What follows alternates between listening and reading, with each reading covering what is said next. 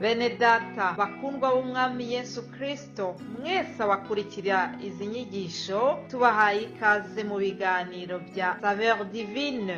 Ibi biganiro mu bitegurirwa n'abavugabutumwa bwiza batandukanye, akaba ari umuhamagaro ugendera ku ijambo ry'Imana byanditse mu gitabo cy'ubutumwa bwiza uko bwanditswe na Matayo ibice 24 umurongo wa 14. Kandi ubutumwa bwiza bw'ubwami buzigishwa mu isi yose ngo bube ubuhamya bwo guhamiriza amahanga yose, nibwo imperuka izahera ko ize. Ibi biganiro mubikurikira ku channel ya YouTube yitwa Saveur Divine. Tubifurije kugubwa neza. Imana Data ari nayo so ibaha umugisha.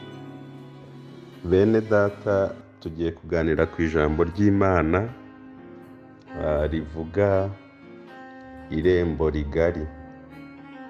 Irembo rigari, inzira ijyana abantu kurimbuka. Yesu yavuze mu butumwa bwiza uko bwanditswe na Matayo. Reka tuhasome kugira ngo tuganire tumaze gusoma ijambo ry'Imana. Matayo ibice 7 umurongo waho wa 13 turageza ku murongo wa 15. Haravuga ngo munyure mu irembo rifunganye, kuko irembo ari rigari n'inzira ijyana abantu kurimbuka ari nini, kandi abayinyuramo ni benshi. Ariko irembo rifunganye ni inzira ijyana mu bugingo iraruhije, kandi abayinyuramo ni bake. Reka nsubiremo umurongo wa 13. Munyure mu irembo rifunganye, kuko irembo ari rigari n'inzira ijyana abantu kurimbuka ari nini, kandi abayinyuramo ni benshi. Umurongo wa 15. Mwirinde abahanuzi b'ibinyoma bazaho muri basa n'intama, ariko ari amasega aryana. Umurongo wa 16 nawo tuwusome n'uwa 17 twumve. Muzabamenyera ku mbuto zabo. Mbese hari abasoroma imizabibu ku mugenge, cyangwa imbuto z'umutini ku gitovu?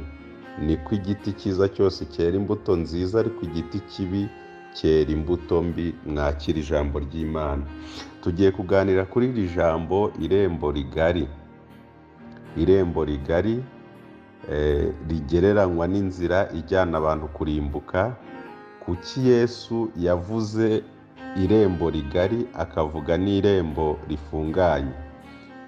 Dusomye iri jambo ry'Imana turabona ko irembo rifunganye ari inzira y'agakiza nk'uko ijambo ribitubwiye, ariko irembo rigari akaba ryarashushanyijwe n'inzira ijyana abantu kurimbuka. Tugiye kureba rero ibimenyetso byerekana iryo rembo, niturangiza twumve icyo Yesu yashakaga kubwira abantu muri rusange. Ahangaha yashakaga kubabwira, wenda mpere kuri iri rembo rifunganye, yashakaga kubabwira ko iri rembo kurinyuramo rigoye, kubera ko ni irembo risaba kugira ibyo wiyambura. Iyo inzira ari ntoya, ntabwo rimwe na rimwe umuntu munini cyangwa ufite indi mitwaro bisaba ko abanza kuyitura, cyangwa akashaka uburyo yigorora yihengeka kugira ngo abashe kunyura aho hantu hafunganye. Ariko iyo ari hagari agenda uko abonye. Ahangaha rero icyo yashakaga kuvuga ko umuntu uri mu rugendo rujya mu ijuru adakwiye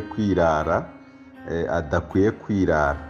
Iyi nzira ngari ni ukuvuga ngo ni inzira idashobora kukuderanja, ni inzira idafite birantega, idafite ibibazo.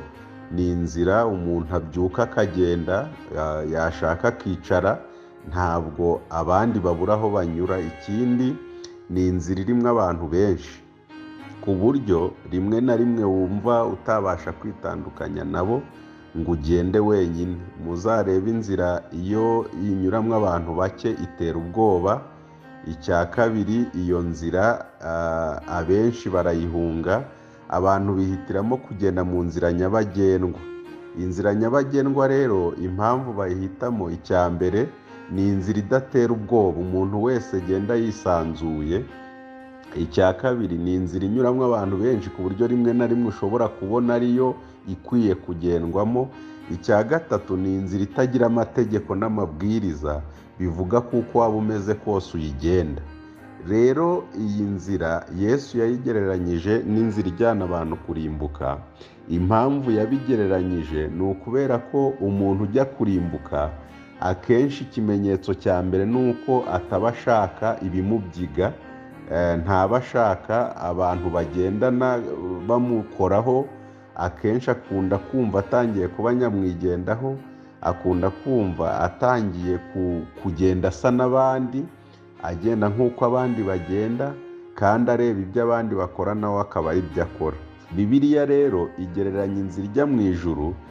Iyo usomye igitabo cy'umugenzi usanga Mukristo yarafashe umugambi wenyine. Ni verse nyinshi zibivuga, aho abakozi b'Imana bamwe, umwe muri bo yaravuze ati njyewe n'inzu yanjye tuzakorera Uwiteka, mwebwe mw'Abisirayeli mwe muri kunanirana muhitemo Imana mukorera, ariko njye n'inzu yanjye tuzakorera Uwiteka. Aho ngaho aritandukanyije, avuye muri ya nzira ngari. Undi nawe yaravuze ngo ndahunze. Aburahamu ava mu gihugu cy'iwabo aho yacuruzaga ajya mu gihugu kidafite akazi, ariko agiye aho Imana igiye kumwereka. Aha rero nawe yitandukanyije n'abandi. Bibiliya itwereka ko inzira ngari ari inzira abantu bashobora guhugiramo. Irimo agahuge, irimo ibiganiro, kandi mu biganiro byinshi havamo ibicumuro. Irimo opportunité, uko ugenda uganira n'abantu niko muhana ibitekerezo, ukagenda uryoherwa n'ubuzima. Bibiliya rero ivuga ko uko ukunda isi ariko ugenda uta Imana. Ariko umuntu uri mu nzira ijya mu ijuru, ukurikije ba Pawulo abatubanjirije mu rugendo, uko bagendaga babona iyo bajya barushagaho kumva basuzuguye iyo bava. Kubera ko iwacu si hano mu isi, iwacu ni mu ijuru. Iyo rero uri gukunda aho uri, hari uburyo bwinshi bwo gusubirayo, kuko uba uri mu nzira y'abantu bahakunze ari benshi. Iyi nzira rero irembo rigari ni inzira ishobora kukujyana kurimbuka, kubera ko ni inzira ushobora kuyoberamo utanabizi. Ikibabaje, izi nzira zirabangikanye, izi nzira ziragendana. Rimwe na rimwe hari n'igihe umuntu aba ari kugenda ahandwa n'ibintu, agahandwa no kutagirira n'aba bamuhemukiye, mu gihe wowe uvuga azamvuna ukuguru nanjye muvuna ukundi, azantuka mwishyure, angambanire mugambanire. Mbese ukumva wowe uri mu nzira ngari yo kwisanzura, yo kwikorera ibyo wishakiye. Noneho mugenzi wawe we ari mu nzira ifunganye. Inzira ifunganye rimwe na rimwe irimo na protection y'Imana, kubera ko Yesu yayiteguye, kuko yatekerezaga ko hari n'igihe umara gutangira urugendo hakagira ibikwirukaho. Ariko mu nzira ngari uba witeguye ko n'ibikwirukaho uri buhangane nabyo, uri kumwe n'abagutabara muri benshi. So icyo gihe uba ufite ubundi butabazi wiringiye. Ariko Bibiliya iratugira inama rero, iratubwira ngo iyo nzira nubwo ari ngari, nubwo iryoshye, nubwo irimo abantu benshi, nubwo abayinyuramo bafite opportunité, nubwo harimo amahirwe, irimo n'ikintu gikomeye gishobora gutuma urimbuka. Irimo ibanga rya Satani ryo kugira ngo ukomeze uryoherwe, wumve ko ariko bigenda, wumve ko ariko abantu babayeho, wumve ko ariko ntabwo twabura kuganira, ntitwabura kujya kureba umupira, ntitwabura kujya kwinjoyinga, ntitwabura kujya gukina, ntitwabura kujya mu bintu binezeza by'isi. Mbese ukajya muri ako gahuge kugeza igihe irimbuka rije utabizi. Riza rite rero turi gusoza? Riza igihe wimuye Imana ntunibuke ko wayimuye, ugatangira kuryoherwa n'iby'isi, bikakwibagiza ko wari uri mu rugendo. kubera ko uri kumwe n'abashuti benshi, uri kumwe n'abantu wabonye amahirwe menshi muri iyo nzira, bikwibagiza ko rwari urugendo. Aho rero haba haje umuzi w'igisharira. Niyo mpamvu umuririmbyi yaririmbye ngo mu gihe hagize icyaza kikanesha inzira yawe cyangwa kikambuza gukomeza, uzaze uca uwo mugozi. Iyo migozi rero iboneka mu nzira ngari, niyo mpamvu Yesu yayivuzeho, ariko yagiraga ngo buri wese ari wowe ari njyewe tuyitekerezeho, wibaze ngo ndi mu nzira ifunganye cyangwa ndi mu nzira ngari.